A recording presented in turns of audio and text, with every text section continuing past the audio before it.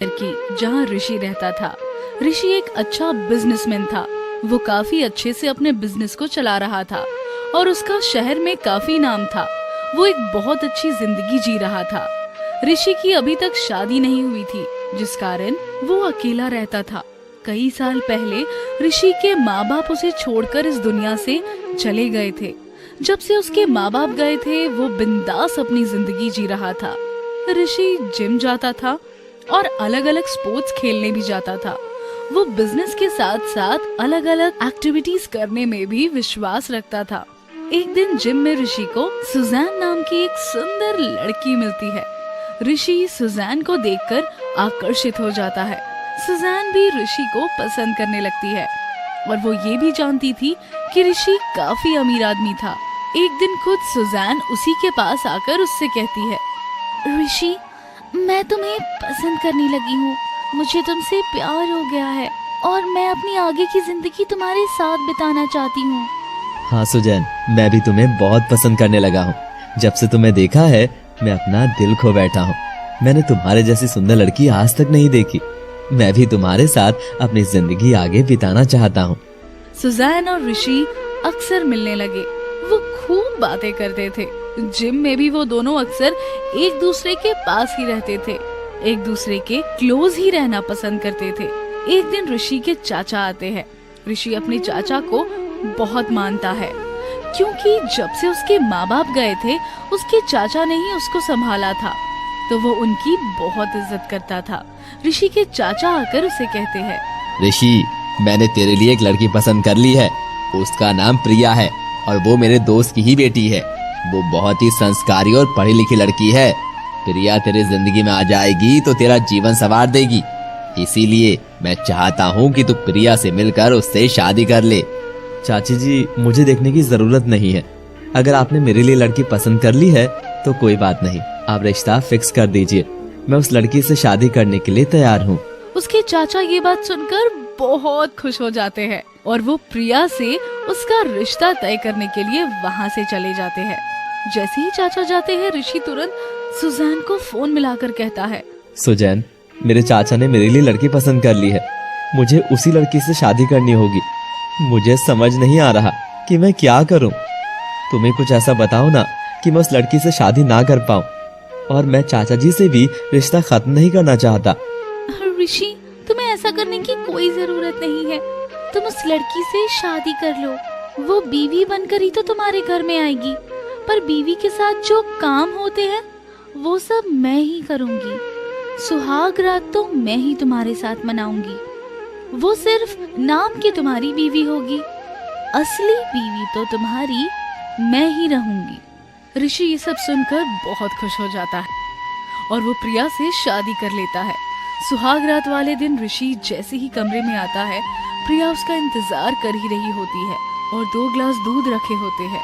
ऋषि glass में नींद की गोली मिला देता है और प्रिया को पिला देता है। प्रिया ये देख लेती है और ऋषि की आंख चुराकर वो दूध फेंक देती है। ऋषि सोचता है कि प्रिया ने वो दूध पी लिया है और प्रिया सोने का नाटक करती है। जैसे ही प्रिया सोने का नाटक करती है, तभी उसके कमरे में किसी के आने की आहट होती है। प्रिया देखती है कि एक लड़की आती है और वो उसके ही बिस्तर पर उसके पति के साथ सुहागरात मनाती है। ये सब देख प्रिया बहुत दुखी होती है। अगले दिन प्रिया ऋषि से कहती है, तुमने मुझे धोखा दिया। अगर तुम्हारी जिंदगी में कोई और लड़की थी तो तुमने मुझसे शादी क्यों की? तुमने मेरी जिंदगी बर्बाद कर दी। तुम उस रात मुझे नींद की गोली दे रहे थे, वो तो मैंने तुमसे आंखें चुराकर उसको पिया नहीं, और मैंने वो फेंक भी दिया था।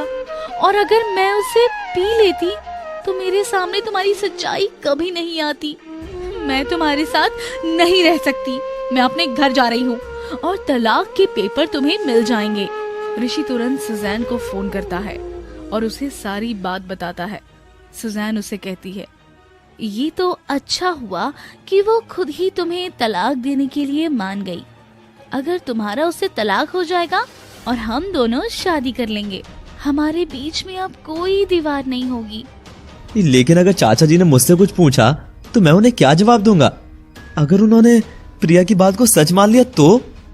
नहीं, ऐसा कुछ नहीं होगा। वो तुम्हारे चाचा है, तुम्हारी बात पर विश्वास करेंगे। उल्टा तुम उनसे ये कहना कि प्रिया ने तुम्हें नींद की गोली दे दी थी और उसने किसी लड़के को बुलाया था कमरे में और उसके साथ सुहागरात मना रही थी। तुम्हारे चाचा तुम्हारा विश्वास करेंगे, कल की आई लड़की का नहीं। फिर ऋषि ऐसे ही करता है, अपने चाचा को प्रिया के खिलाफ कर देता है। उसके चाचा भी शर्मिंदा हो जाते हैं। फिर सुजैन उसे फोन करके कहती है, ऋषि जल्दी से घर आ जाओ, मैंने वकील से कहकर डाइवोर्स के पेपर बनवा लिए हैं, तुम उन पेपर्स पर साइन कर दो, हम फिर उन पेपर्स को प्रिया के घर भेज देंगे।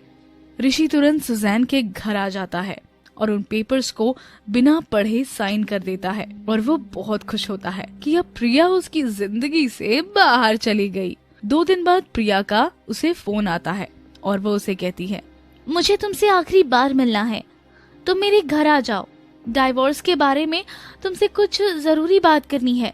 मैं चाहती हूँ कि हमारा तलाक जल्द से जल्द हो जाए, इसलिए तुम जल्दी से घर आ जाओ। ऋषि तलाक की बात सुनकर बहुत खुश होता है और वो जल्दी से प्रिया के घर पहुंचता है। जैसे ही दरवाजा खोलकर अंदर जाता है तो वो देखता है कि प्रिया, सुजैन और एक लड़की तीनों एक साथ बैठी होती है। वो तीसरी लड़की को देखकर चौंक जाता है जिसके हाथ में एक बच्चा भी था।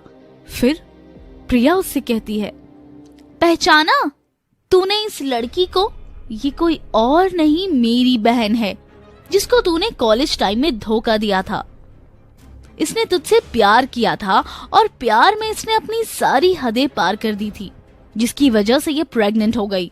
लेकिन तूने इसके बच्चे को अपनाने की बजाय इसे धोखा दिया और बच्चा गिराने के लिए बोल दिया। हम तीनों बहन ही है, दीदी, प्रिया और मैं सबसे छोटी हूँ।